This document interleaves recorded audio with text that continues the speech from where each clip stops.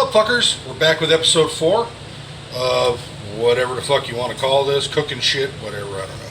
We don't really have a title for it yet, but it is what it is. So we're just cooking some shit. Tonight we're going to do rolled beef Florentine. We're going to do risotto. And we're going to do a sauteed squash blend. Yellow squash, zucchini, and eggplant. I know eggplant is not a squash, but fuck you, I don't care. So let's just get right into it. We're going to start with our beef. We're going to, I'll show you what I did. So I started with an eye round because my local meat shop didn't have any flank steak. I would highly recommend using flank steak for this. It's going to take you a lot less time. It's going to be a lot less effort. And it's going to be easier. What I did is I bought an eye round and I just spiraled it out. So I took a knife and I went around the entire loin until I could unroll it into a flat piece of meat, like so. So from here, we're going to take this bitch, we're going to smash the fuck out of it. I got a couple different tools. I got this tiny ass little hammer, which will probably do some of the work. Then I got this monster to beat the fuck out of it the rest of the way. So first things first, I put some plastic wrap down on the counter because it's going to help contain your mess some. And we're going to put plastic wrap over the top of this to avoid any splatterback. You're going to make a huge fucking mess if you don't follow this step. I'm going to get the goddamn plastic wrap out of the box. So you want to cover the whole thing with plastic wrap. Make sure that you've got the whole piece of meat covered, a little hangover on the edges, because you're flattening this out, so it's going to get wider. So, I'm going to start with the knobby end here and just punch some holes in it.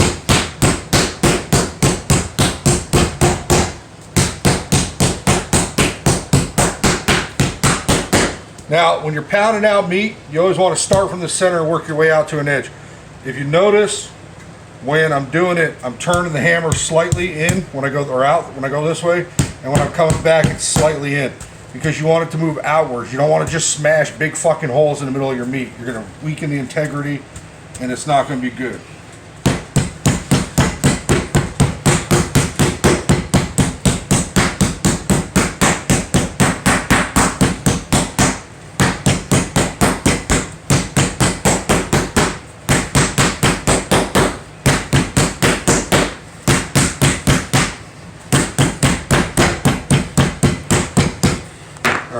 See if I can do a little bit better with this.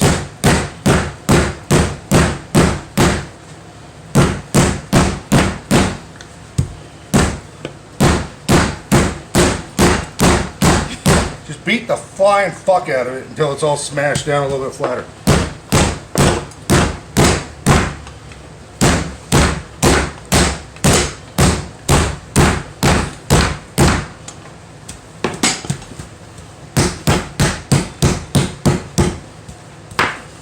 Alright, it's a little bit flatter than it was. We're going to flip it over, do the other side a little bit. Well, I'm having plastic wrap issues. Now you can see the knobs on this side from where I cut that beef open. It's a little bit higher, so we want to try to level those out some.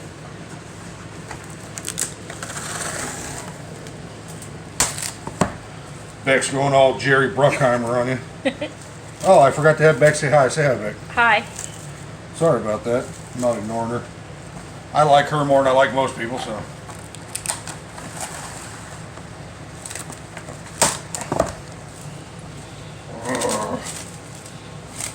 I have plastic wrap issues. I fucking hate cling wrap. It's all I had at the store. I prefer to do this with a piece of parchment or something, but this is what they had, so this is what we're fucking using. Alright, so we're doing the same thing on this side, starting from the center, working our way outwards toward the edges to try to balance this whole thing out. Then we'll whack the shit out of it with the rolling pin again.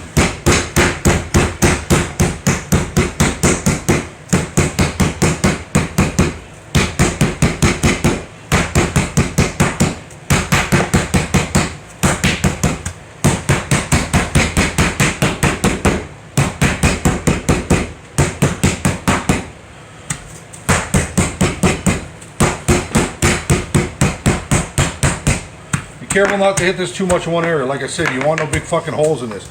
All your shit's gonna fall through it. You're gonna end up with a shitty product.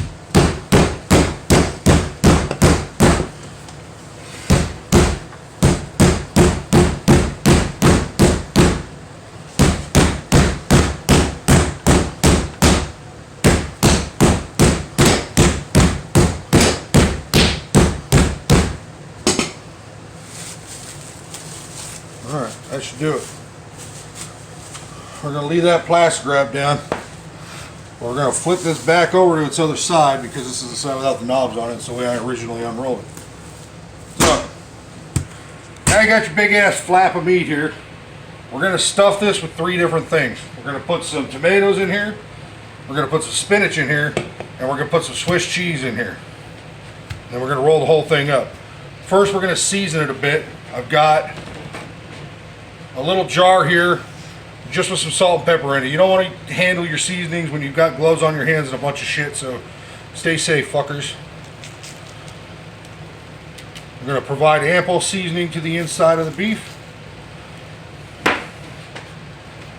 And we're going to start with our cheese layer because it's flat. This ain't going to be pretty when you roll it up at first. It's going to taste good, and that's what fucking matters. So we're going to start layering in our cheese.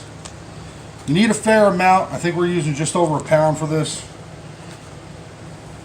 Make sure it goes to the edges. You can overlap a little bit if need be.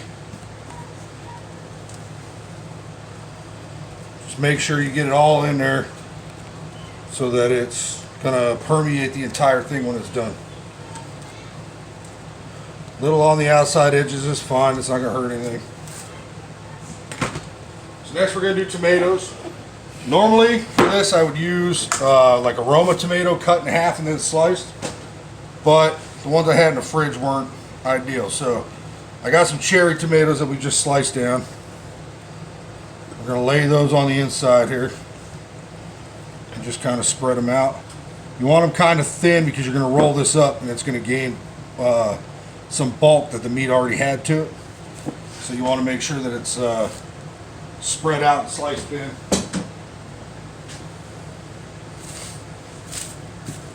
Then we're going to take some fresh spinach leaves that we got here.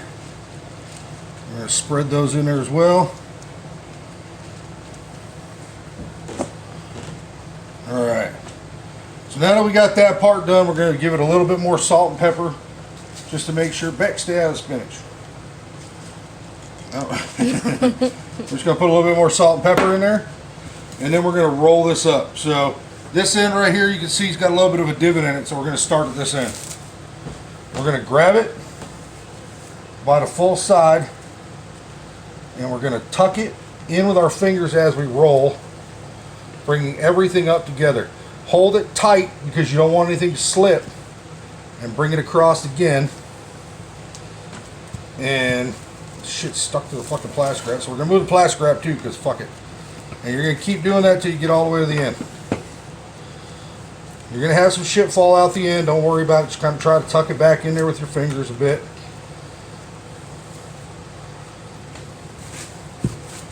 And you'll end up with this big old monster dong of meat. So, how are we going to cook this, you ask? We got to tie this shit up. So I'm going to give you guys a slight tutorial in how to tie up a beef roast like this with butcher's twine. If I can find my fucking butcher's twine. Ah, left in the cover. Alright, so, easy way to do this. You're going to make a slip knot at the end here so that you can slip it around the end of the beef. You're going to come to one end, get all the meat underneath it. You're going to take that slip knot, you're going to cinch that thing down. Just like that. Make sure you bring it across and pull it back tight. Then, you're going to roll it in your hand like this. You're going to bring it down the other side of the meat. Oh, this plastic wrap's really fucking my damn. Can you pull that out of there, Vic? I'll just wash the counter. Pull the plastic wrap out. There you go. I'll take my string with you. Alright, so you're going to wrap it underneath, making sure that this line is underneath the center line. and you're going to bring the whole string back to a little bit in front of the one in front of it. You're going to pull it this way, cinch it, pull it back tight. And you're going to continue to do that until you get all the way to the end of the bead. You want to keep the lines pretty close together, as close together as you can get them, because it's going to hold everything in place that's in that line.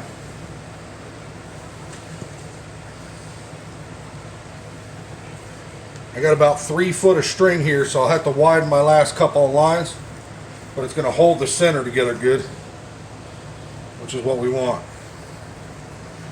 So the last one a little bit wider here, pull it all the way to one side and cinch it back like you were tightening a fucking ratchet strap or something. And since I'm running low on line, we're going to do the last one. We're just going to wrap it around it. We're going to bring it back around like the other ones. We're going to cinch it back tight. We're going to run it around this line here. Make sure it's pulled tight again. Wrap it one more time. Now that it's relatively secure, we're just going to tie it in a knot right through itself. Right like that. Now you've got a wrap beef roast. You got a little bit of cheese and shit sticking out the bottom, but like I said, it's not all going to stay in there. So, now that we got that part done, we're going to lightly, because we season so much on the inside, we're going to lightly season the outside of this roast, getting full coverage of the meat.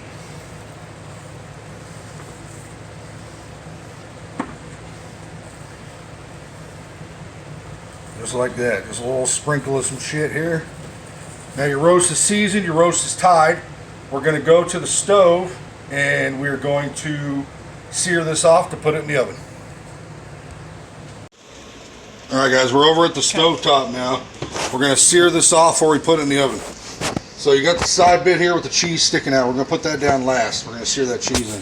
So what we're going to do is we're just going to drop this right into a hot pan. And we're going to get that nice and brown on all 4 sides. And that's just going to add some texture to the outside. They say searing helps hold all the moisture in. They're fucking lying to you. It's not how it works. It just gives it a little bit of a barrier.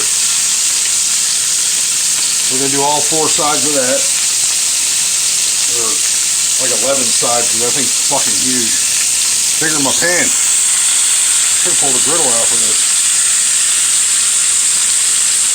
Gonna give it a minute or 2 on each side just to get some color to it. Yeah, the cheese is gonna melt right there. It's gonna fucking melt away. It's gonna blacken up a little bit, but it's gonna be tasty. It might add a little bit of a crusty cheese on the outside. Don't worry about the cheese melting inside, because the heat from the sear is not gonna get to the inside of the fucking roast. And as it starts to sear, it's gonna shrink down a little bit. It might fit in the pan a little bit better. I really got to get a bigger fucking pan.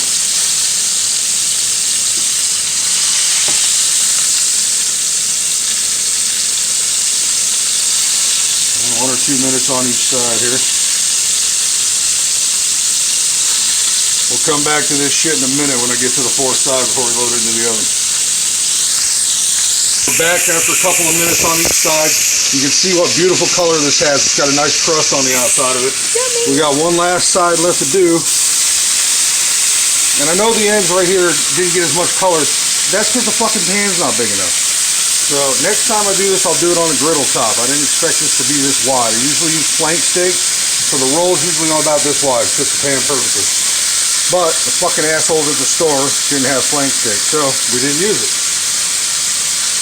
It's still going to taste as good. It's going to be beefy and cheesy and all kinds of delicious. Might make you make a mess in your jeans a little bit. So, you want to make sure you put this on your baking sheet seam side down, because you want to make sure that when this cooks, even though it's tied, that seam could come uncunted in a couple places, and you want to make sure that it stays down and doesn't try to unroll itself. Even with a solid tie on there, it's a possibility. So we're going to slide this into the oven, and we're going to move over to the countertop and work on our vegetable prep for our risotto and our veggies tonight. Alright guys, we're back over at the counter now. We're going to start our vegetable prep for everything else. We're doing a risotto tonight, and we're going to do some sauteed yellow squash, zucchini, and eggplant. So we're going to get started with the veggie prep for the risotto, and I got some other stuff we're going to cut up too, and I'll show you what that's for in a minute. But let's get started with the other shit first, or the risotto shit first. So for the risotto, I'm going to do shallots and I'm going to do garlic. We'll start with the garlic here. Do just like we did in the last couple of videos. You're going to smash the shit out of it with your knife. Get it good and flat. Bring it all back together and just smash the hell out of it. Get it all chopped up. Not really a smash, I guess, but whatever.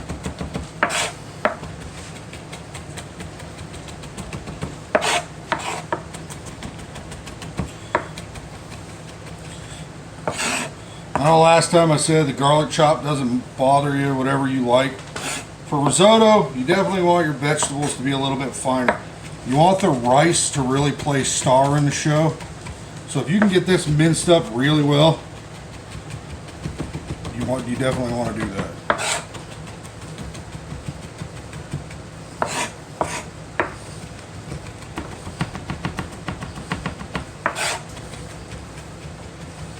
Get the big old chunks, make sure you get those all mashed up well.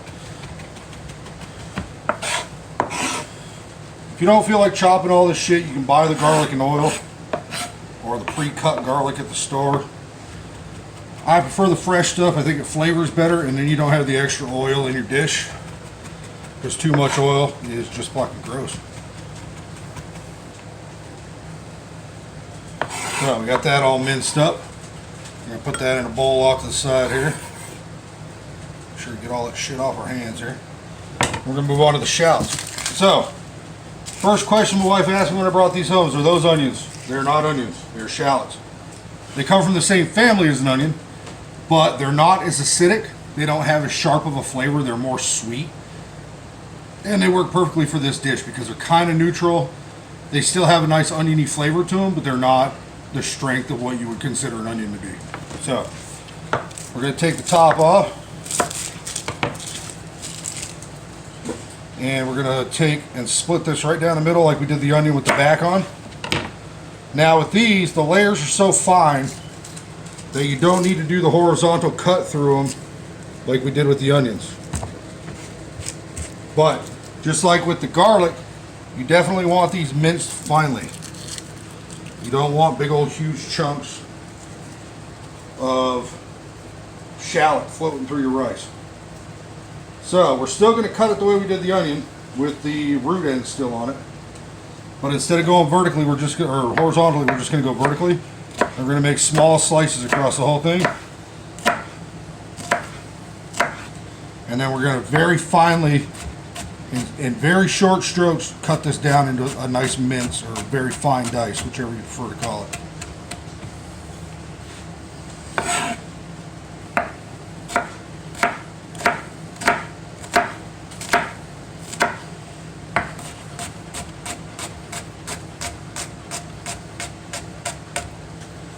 And then once you get it out onto the board like that, we're going to go back through like we did with the garlic. We're going to bunch it all up just to make sure that we don't have any big long pieces from the outside edge of the onion. You can just rough chop through it with a knife, because the big pieces are going to be very evident. So you're going to see them, you're going to aim for them, and you want a nice finely minced shallot for this.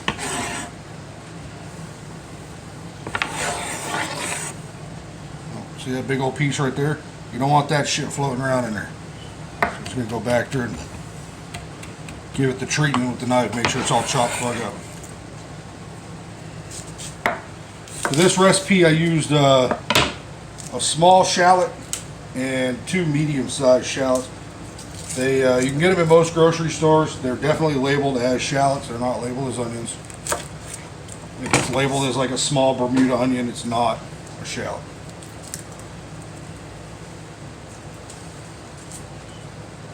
So, we got 2 medium, 1 small, diced up. We got our garlic diced up. Might get this shit done sometime today. Damn skin wouldn't come off that one. See, it's still on there. Son of a bitch. So, again, slice through it vertically. small even slices, and then chop down through. If you left the root end on, don't chop the root end into there. You're going to be big old nasty chunks of fucking dirt flavor.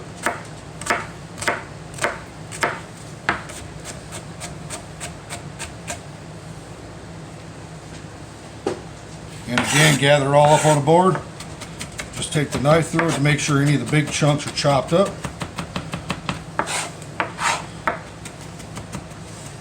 Because you want it nice and thin. Again, with risotto, you want the star to be the rice and not the accoutrement. Everything else is just for flavor. Alright, so I got another project I'm working on for the beef because a fair amount of that cheese is going to cook down and out of it. So we're going to make a Florentine style sauce to top the beef with. So we're just going to take a little bit more of the tomato that we had and we're going to cut it up into chunks and we're going to make a Florentine sauce that I'll show you when we're at the stove doing the risotto. So with these, I just cut them down into 3 pieces and then I just split those 3 pieces right in half. I got about 8 of them that I did earlier. So I got about 12 of these total. Well, no, about 9 total, sorry. If it's a smaller tomato, just in half is fine. Watch your damn fingers. Don't be cutting no fucking fingertips off. Alright, so there is our prep for our risotto and the tomatoes for the sauce. We're going to move those off to one side here. And we're going to prep our vegetables. So for tonight, we got some fresh zucchini, some fresh summer squash, and a fresh eggplant. You want to wash these thoroughly, not only just because of COVID, but because a lot of these vegetables come with fucking dirt on them. So for these, we're just going to take the ends off, split it right down the center, and you want decent sized slices because you don't want them to break down too much. They will turn to mush on you.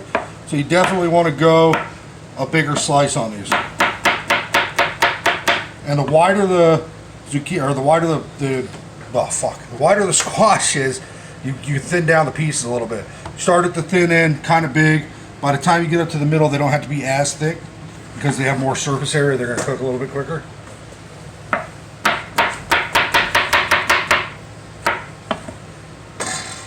And a few of those.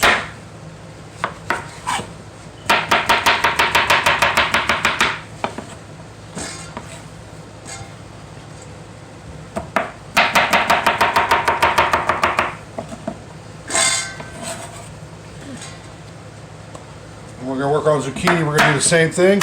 The zucchinis are smaller than the summer squashes, so you want the pieces to be a little bit bigger. We're not going to cut them as small because we want them to cook in time with the rest of the vegetables.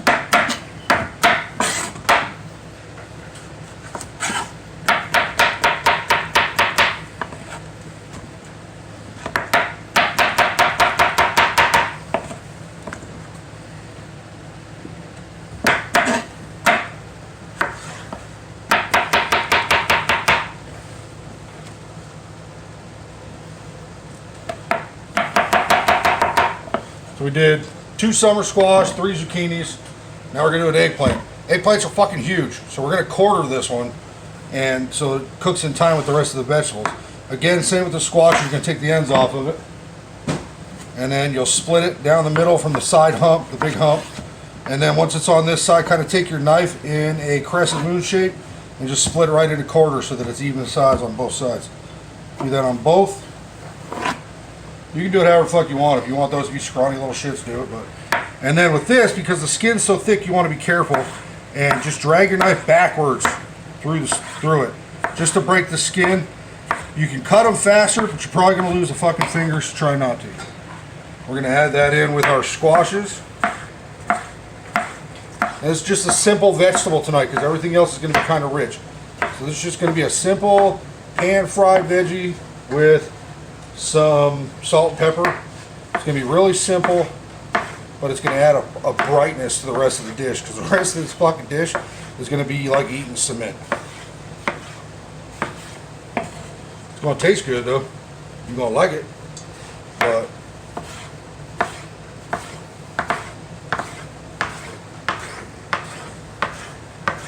alright, so that's all of our veggie prep up. We're going to move over to the stove And we're going to work on our Florentine sauce and our risotto. Alright guys, we're back at the stove now working on the risotto. So to start this, we're going to add about, we got the pot on medium heat. It's important you don't heat this too fast. We're going to add about a tablespoon and a half of olive oil. And then we're going to add about 4 tablespoons of real butter. Like I said before, I don't like using margarine. I like using real butter. Olive oil has a higher smoke point than butter does, but I want that flavor in there. That flavor is going to add some shit to it. It's going to make it tasty. You can see on the back of the stove here, I got the pot of stuff I was talking about.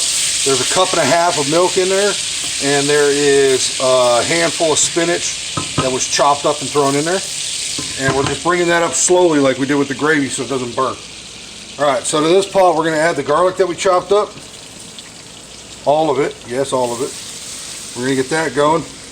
And to that we're going to add the shallots and get those going. Now, you just want to sweat these down. You don't want to get a lot of color on them because it's going to discolor your risotto. The risotto should be mostly white. It's going to take on a yellowish tinge to it at a certain point because of the the cooking process itself. But right now we just want to start these sweating down a little bit.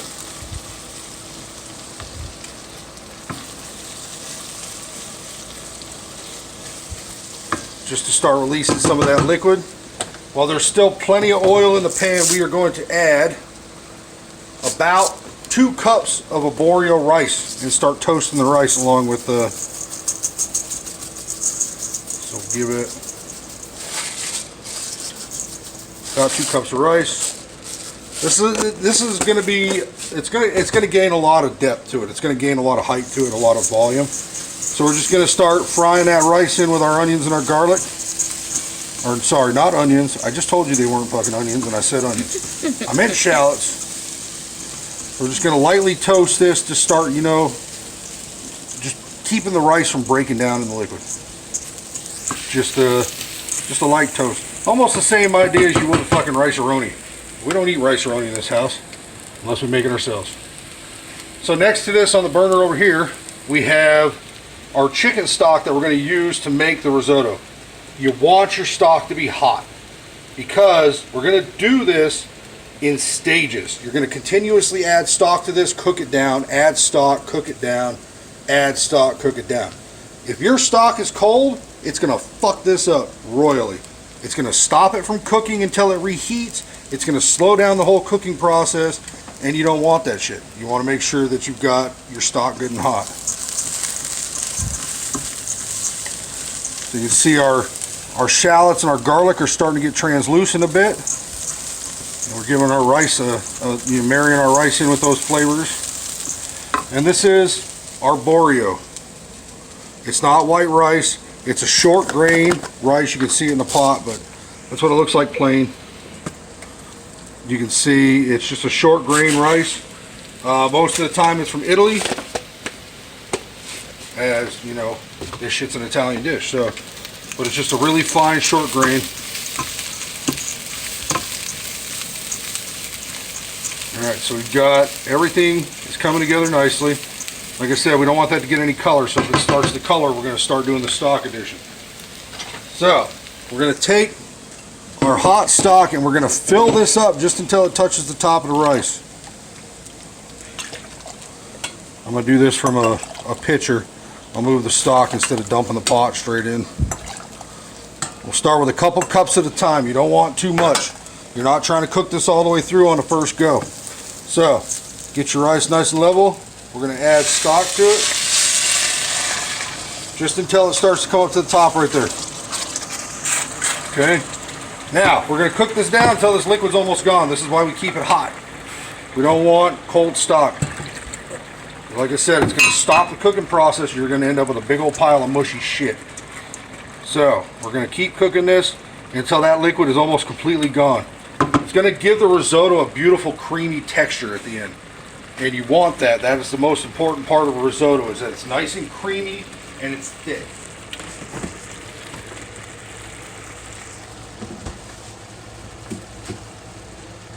You have to move to the other side, lady.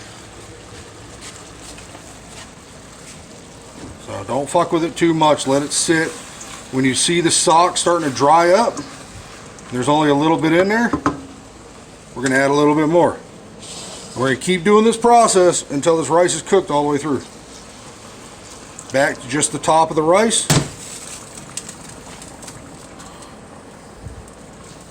Let it sit. Stir very occasionally.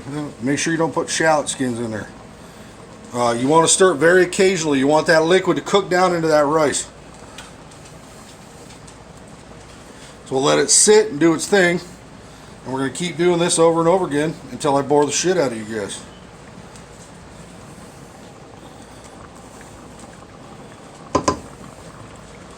So we'll come back in a couple of minutes and we will look at what it looks like after it's had time to cook down a few more times, just like this.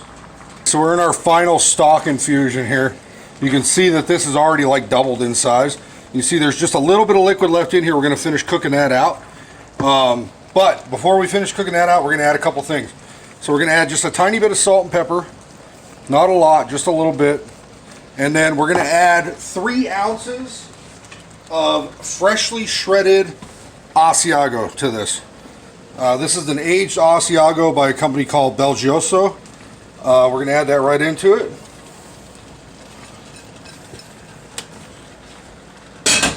And there's a little bit of liquid still in there, so that's going to melt that cheese down real nice.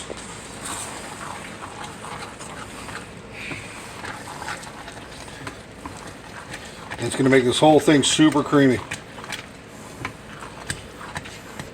Now, at the end of risotto, you're still going to see a little bit of liquid in here. What I want you to do is I don't want you to fuck with it anymore. I want you to take the lid, throw it on the pot, and set it back on a turned off burner. This is going to allow that to finish cooking under indirect heat, and it's going to make it nice. It's going to finish it off without overcooking it. So, since we're already here, we're going to go ahead and get started on the other 2 items for dinner. I'm going to move this sauce forward onto a slightly higher burner because it's starting to come up to temp where I need it to melt cheese into it. My little helper on the floor over here is trying to knock me on my ass. So you can see the steam coming off the milk. Oh, you can see the burner's hot. But you can also see the steam coming off the milk. It means it's just about ready. It's coming up to temp. We're going to melt some Swiss cheese into that. We're going to make a little Florentine sauce. On this other burner over here, I'm going to get the vegetables started. And we're going to do all that right now. So, I turned on the heat on the risotto. Thank you, Beck. I appreciate it for making me not look like a jackass. Alright. I'm going to test to see if this milk's hot enough to start melting cheese into. You want to just make sure it mixes in right away.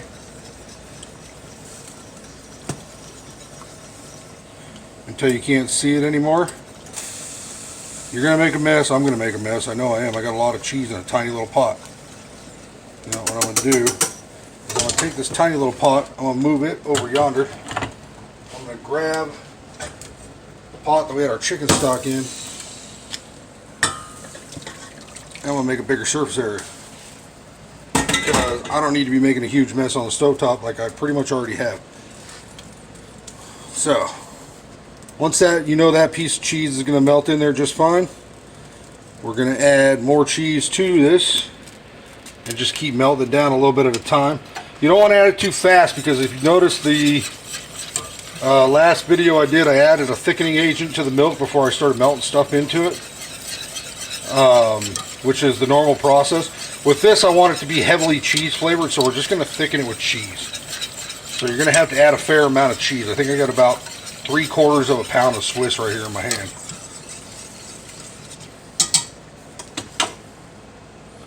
We're just going to add that a little bit at a time to make sure that it's melting down into the, oop, that's a big old chunk. And this is kind of thin slice. I'm just using sliced cheese. This is Sargento. We're just going to melt this down in here. You can use whatever Swiss you want. You can buy shredded Swiss for this. It will work even better. But I had this Swiss on hand already, so that's what we're using.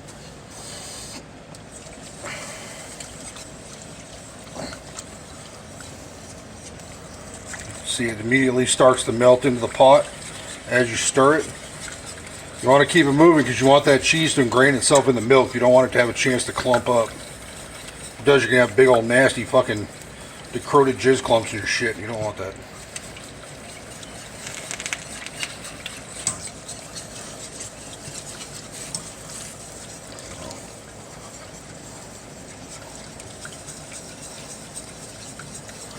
Definitely don't want it to clump up. See, you got some melting on there. It's because I let it sit too long in the center.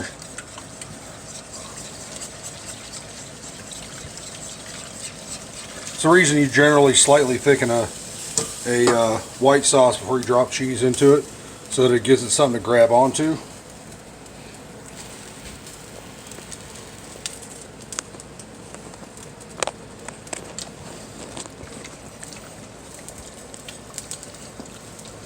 This last little bit of cheese stirred in. Well, that's melting in there. We're going to add some olive oil to our pan here. We're going to add about two tablespoons of butter, if I don't throw it on the floor, to that. And right to the top of that, we're going to add our squash blend. All three of them just right in there at the same time.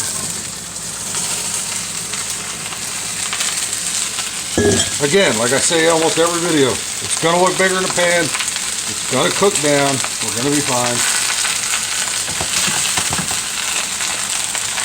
Go back to stirring our sauce here. You see that sauce is already thickened up under the cheese.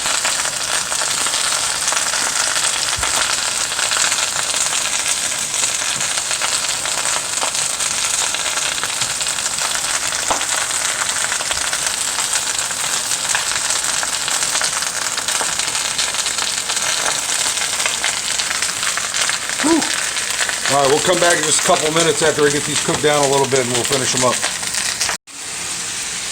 Alright guys, so this is the squash almost finished up.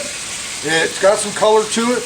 It's cooked down, almost like steamed and sauteed at the same time, which is okay. That's how we like it. If you want it to be a dark color like this all the way around, just put less in the pan.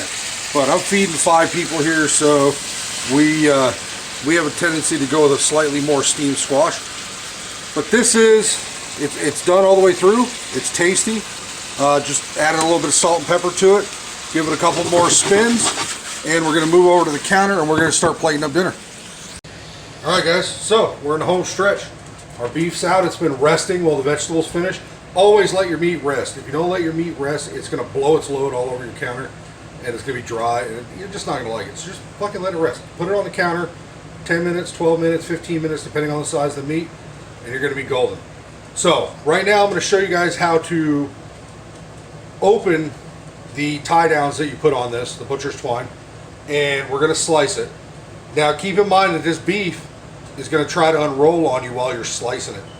Okay, so you got to keep the seam side down on the counter at all times so that you can hold it in place for your plating. Okay, you'll notice that I'm wearing a glove with a yellow glove underneath. This is called a cut glove because I pulled out my slicer, which is the sharpest knife that I own, and I don't want to nick myself with it because it'll fucking take a finger off. So we're going to go down and we're going to unroll the beef and we're going to start plating.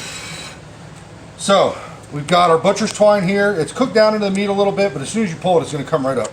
So what we're going to do is we're going to cut at the knots with a pair of kitchen shears on both ends just to get rid of the knot. And then you can cut at each joist or each joint and just cut the string away. And then you should very easily be able to just grab the strings and pull them out of the meat. You want to make sure you get all of them. Somebody ain't going to be happy they get a big old piece of string in their meat. You should be able to see them just fine. If you can't, just pick around at the area where it was and make sure that you pull it out of the meat and then just drag it underneath. Don't flip this roast over because it's got cheese and shit in it and it's going to unroll on you and it's going to fuck it all up. So now that we got all of our strings off, we're going to slice into this. Now normally I would start a roast at the end, but because most of the good shit's in the middle, we're going to start in the middle. We're going to split this roast right in half. See? That's what the inside of your beef Florentine looks like when it's finished. And like I said, it's going to try to unroll itself. So we're going to start at the center and we're going to hold the roast on either side. And we're going to cut slices off whatever thickness you think you want. And you put your knife underneath it. Transfer it over to your plate. We'll do a couple slices per serving. Decent thick slices. This one's going to be for my son, so we'll give him a third one. I know he's going to ask for it anyway. So we'll do a third one there. Okay. Now we're going to go in with the rest of our items that we did tonight. We'll start with the risotto. Here's the risotto come off the stove after it's been lidded on there for a while. We're going to give it a quick fluff with our spoon. You can see that it's all come together nicely. It's nice and creamy, but it's not dense. So we're going to take a spoonful of that. We're going to put it right here next to our beef Florentine. And then we got our veggies. Spin our plate a little bit. We'll take and get a nice good sized spoonful of these veggies. We'll place them in the open spot here. And then last but not least, we're going to add our sauce, which is here. And you can see it looks a little bit gritty, but that's because we melted the cheese right into the milk. That's what happens when you do that. But it's going to give you some nice little bits in there. It's going to be fine. You can always thicken the milk with a little bit of cornstarch if you want beforehand. I just prefer not to. So, we're going to take our sauce. We're going to take a ladleful of that sauce. Make sure you get plenty of veggies up in there. You can see that I added the tomatoes off camera. And we're going to take that and just right down the center of our beef Florentine. And there you go. That is beef Florentine with risotto, or rolled beef Florentine with risotto and sauteed squash. So that was the video for tonight. The rolled beef Florentine, risotto, sauteed squash. I hope you enjoyed the video, like always. Thank you for coming out. I really appreciate you guys watching these. Keeps us motivated to do more. Say bye, Beck. Bye. If you have any problems with the video or you have any questions or anything, you can contact me on Discord, Twitter. I'll have my links in here. I'll have my Twitch link in here because we think we might start doing these live every now and again. But other than that, glad you guys came. Thank you so much for coming and enjoy.